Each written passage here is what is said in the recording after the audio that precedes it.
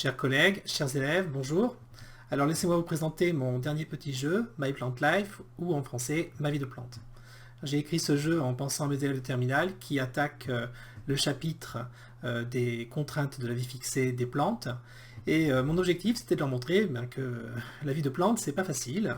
Il faut faire face aux intempéries, comme le vent, qu'on veut voir souffler ici, faire face aux prédateurs, comme la petite courtilière qu'on voit ici se déplacer, ou de temps en temps aussi on a un criquet qui vient vous grignoter les feuilles. Et donc l'objectif est de mener cette petite graine jusqu'au terme de son cycle, c'est-à-dire qu'elle développe son appareil végétatif, qu'elle produise une fleur, et enfin que la fleur soit fécondée par une abeille et qu'elle puisse produire un fruit. Cette plante va devoir gérer les ressources que sont l'eau qu'elle va devoir prélever avec ses racines, et les glucides qui sont le produit de sa photosynthèse. Elle pourra produire des métabolites secondaires qui lui seront utiles, de la lignine, des tanins, des anthocyanes et des flavonoïdes. Alors, comment ça se passe? Eh bien, c'est un jeu en fait de stratégie mais aussi de construction où on va bâtir sa plante. Là, je vais commencer en suivant le tutoriel, c'est-à-dire par lui faire une petite racine, voilà, qui va me permettre, ici on le voit, on voit ici, elle me permet de prélever de l'eau dans le sol, et je me retrouve avec une réserve de 3 eaux. Alors je me dépêche de faire une feuille, avant d'épuiser les réserves de la graine. Faire une feuille m'aura coûté 2 os et 4 glucides. Et maintenant que j'ai une feuille, on le voit, je commence à faire de la photosynthèse et à produire mes propres glucides. Alors, je vois que le facteur limitant ici c'est l'eau.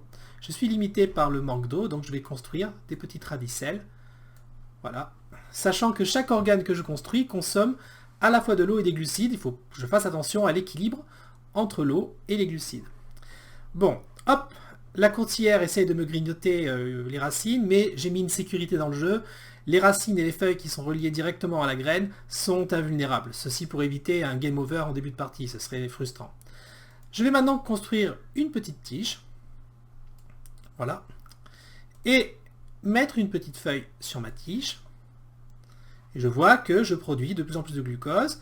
La quantité de glucides totale de ma plante a augmenté aussi, ainsi que la quantité d'eau présente dans ses tissus. Je vais me permettre une feuille supplémentaire. Ah, et je vois que je suis en stress hydrique.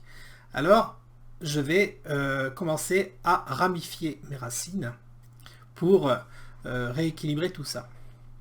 Donc je vais continuer à construire ma plante.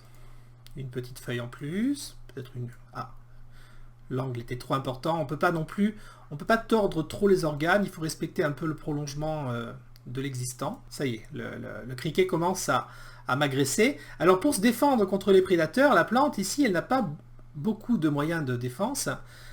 Soit on augmente le taux de tanin, ce qui va coûter une partie des glucides de la photosynthèse, soit on peut aussi transformer les feuilles en épines.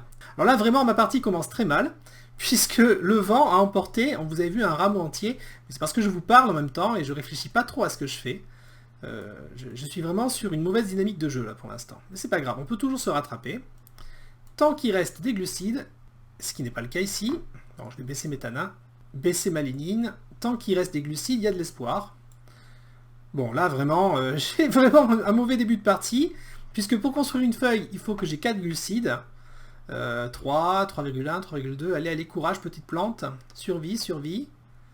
Hop, une feuille en plus, ça va aller beaucoup mieux. Voilà, je commence à refabriquer des glucides en quantité importante. Alors, pour éviter le déboire précédent, c'est-à-dire ma tige qui se fait arracher par le vent, je vais lignifier maintenant le bas de ma plante, ce qui fait qu'on le voit, cette tige elle est jaune maintenant, elle est imbibée de lignine et elle résistera beaucoup mieux aux prédateurs et au vent.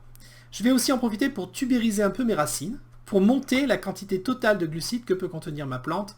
Alors je le dis, la tubérisation c'est vraiment la voie du succès. Plus votre plante a de réserve, moins elle fera face plus elle fera face plutôt aux aléas. Allez, on va prolonger un peu la tige, on prend un peu de risque. Enfin, pas trop, dès que je peux, je vais lignifier. Mais là, il faut que je fabrique de la ligne. Je vais augmenter. Voilà. Et je vais commencer à fabriquer des feuilles en plus. Ouh là là, de l'eau. Alors, plutôt que de monter des racines, je vais établir une symbiose avec un petit champignon. On le voit ici, regardez, il grandit. Ça me coûte du sucre. Il faut que je produise des flavonoïdes pour attirer, on le voit ici aussi, le mycélium du champignon qui forme, on va petit à petit les voir se former des manchons, des mycorhizes autour des racines. Mais avec cette symbiose, qui me court certes des glucides, j'ai une meilleure gestion aussi de l'eau et un meilleur prélèvement de l'eau, donc ça vaut la peine. Franchement, malgré le coût en glucides, le mycorhize est un bon investissement. Et en plus, on peut plus tard renégocier la symbiose. Si je baisse les flavonoïdes, je dépenserai moins de sucre et bon, je prélèverai moins d'eau. Mais en tout cas, ça me permet d'avoir une certaine souplesse. Donc c'est pas mal cette symbiose. Allez, on va développer un petit peu la plante. Une petite tige ici. Est-ce que j'ai la place d'en mettre une ici? Non. Alors une petite là. Plus tard. Des feuilles. Et je vais lignifier ce bout de tige avant qu'ils soient emportés par le vent. Oh non, le criquet m'a mangé une feuille. Bon, je vais la reconstruire, pas de souci. Il faut garder l'objectif en tête. L'objectif, c'est de faire une fleur. Hein.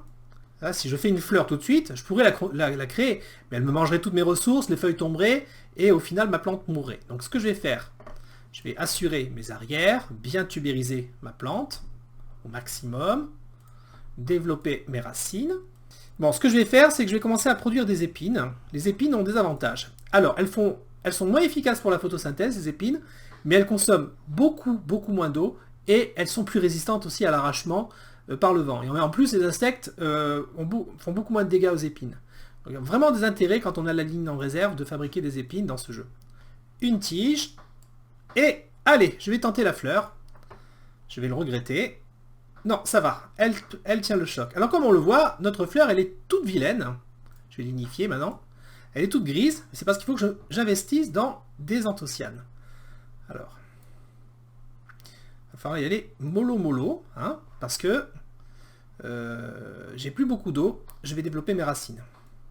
Allez, on va essayer d'augmenter les anthocyanes de notre plante. Ça y est, la fleur commence à prendre une belle couleur rouge. Il n'y a plus qu'à espérer que le vent ne l'arrache pas. Donc, il ne manquerait plus que ça. Hein.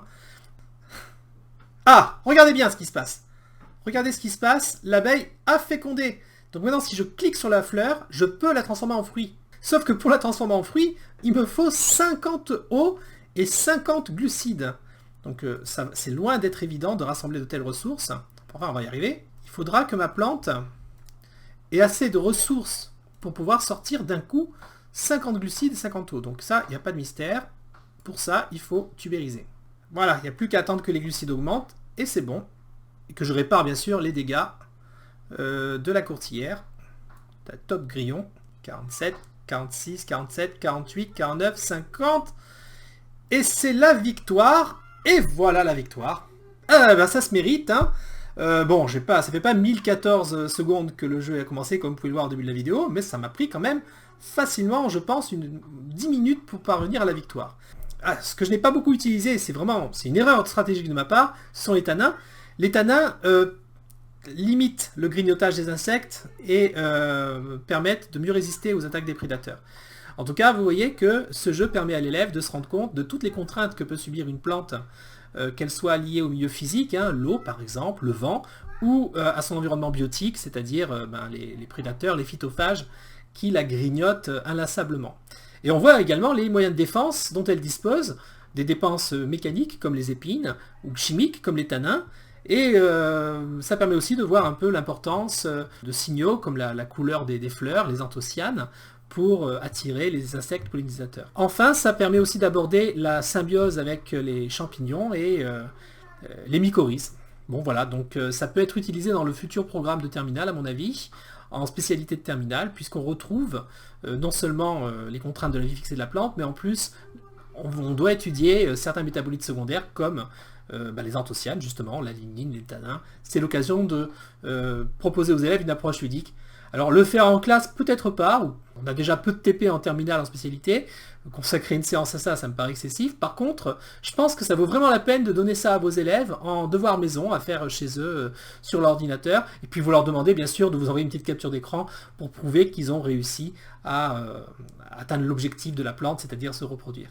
Je vous remercie de votre attention.